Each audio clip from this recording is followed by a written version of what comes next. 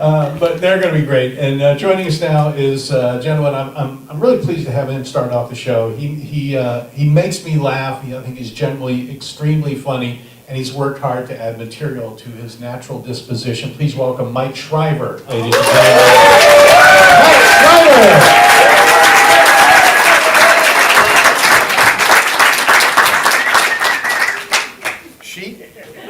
Okay. Hi, everybody. I'm Mike. I'm gay. People never guess this. Even though I'm a single guy, I live in Portland, somehow they never guess it. So I have to wear like pride pins and rainbow hats and all. And there's so many, you know, I'm never sure which one to wear. So I finally gave up and I put on the flag of Zimbabwe, which has 4 different colored stripes, and it has a star and a yellow bird. And I figure that covers every person's orientation and some canaries.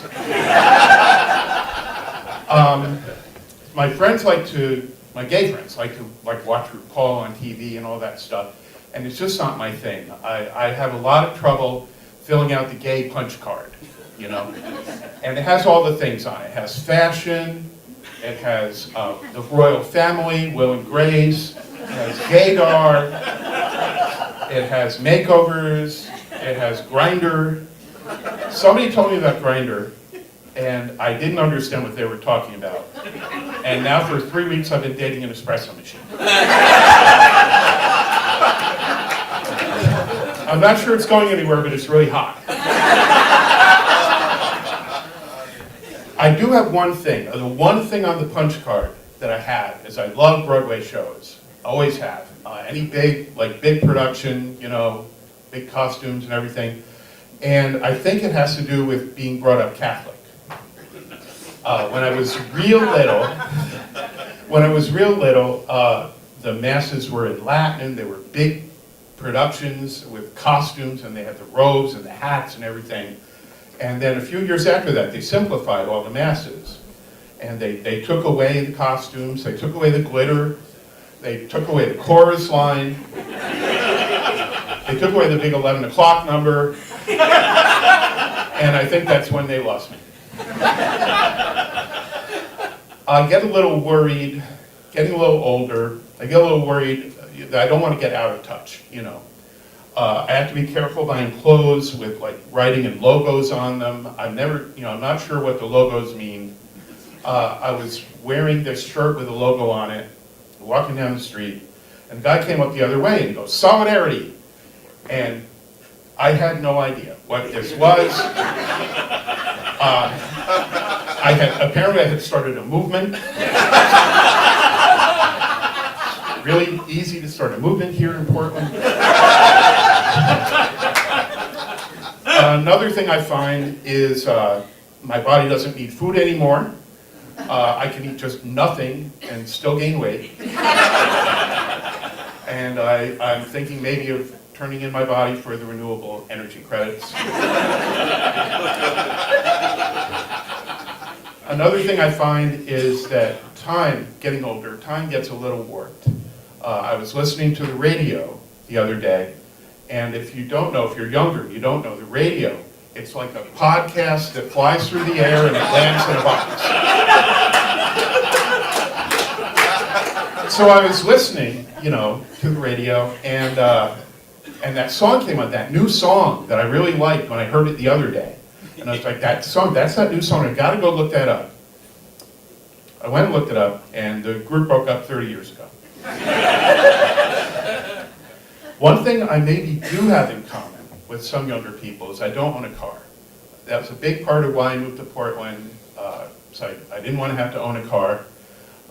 And you know, we have the great transit here, I love it. The one kind of inconvenient thing is getting groceries. It's not that easy to get, you know, lug around groceries without a car.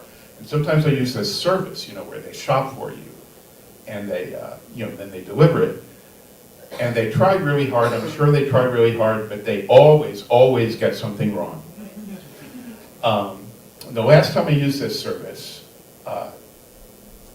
they have the option of giving you the best available substitute. So the last time I used the service, I ordered Parmesan cheese. And what I got as a replacement, as the best available substitute, was toothpaste.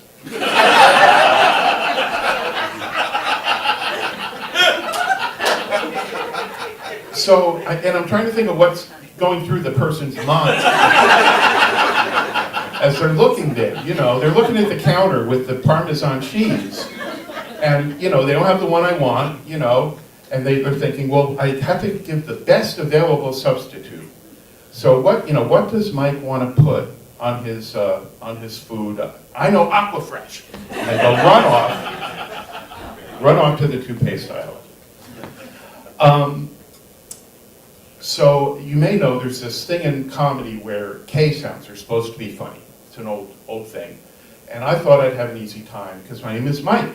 It has a K. I thought I'd just come up here and go, Mike, Mike, Mike. Everybody laughed and everything. Carl said, no, no, no. You have to actually write material. So, you know, so this is where we are.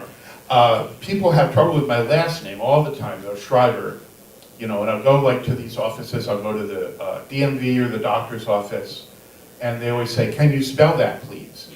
And I start spelling S-C-H-R-Y-V, and I can see them glazing over. So it's like, there's no vowels in this name. I need a vowel. Where's Vanna White? I need to buy a vowel. And so to get around this, I try calling them, you know, and so of course I get that voice menu. We've all done this. You get that voice menu. You know, and they always say, please listen carefully, as our options have recently changed. You notice there is never a time when their options have not recently changed. And I'm just imagining these armies of people doing nothing but like changing voice menus all day long. You have a good day, honey? How many menus you change? Oh, 14,000. Hey, it's a good day. But, you know, I got through the voice menu okay, and until I got to the part where they said, please spell your name. So I said, okay, S-C-H-R-Y-V. I'm sorry, there are no vowels in this name. And I just gave up. So you take a class to come here, you know, this is the big show at the end of the class. And I was looking up, deciding whether to take the class or not. You know, and it's Carl's Comedy Class. And I thought, well, that's got to be a funny class. It's all K sound. But it went well. I think the class went well. I actually got a compliment. One person in the class said, when you go up there, I just want to laugh at you. And I took it as a compliment, you know. The other thing is, for the show here, they tell you to bring your friends. And some of my friends came, thank you, it's great, I love that you came. That's all great, but what the problem is that it meant that I had to throw out my act, which was just mocking my friends. So this is what we're left with. And the other thing I was concerned about with the show is I was afraid of going on last, because I thought it might be like the kids' talent show, where everybody else's parents have left and it's just your parents out there. You know, I'd be up here going, you know, oh, I had a tough childhood. They'd be going, we know, we were there. I'm Mike Schryver, thank you.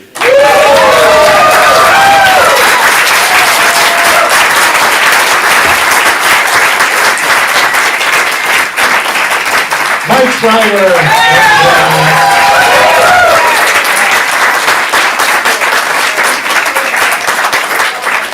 Actually, a little joke, that's not Mike Schryver. That was the best available substitute. Take another bow, Mike. Good job. Really good job.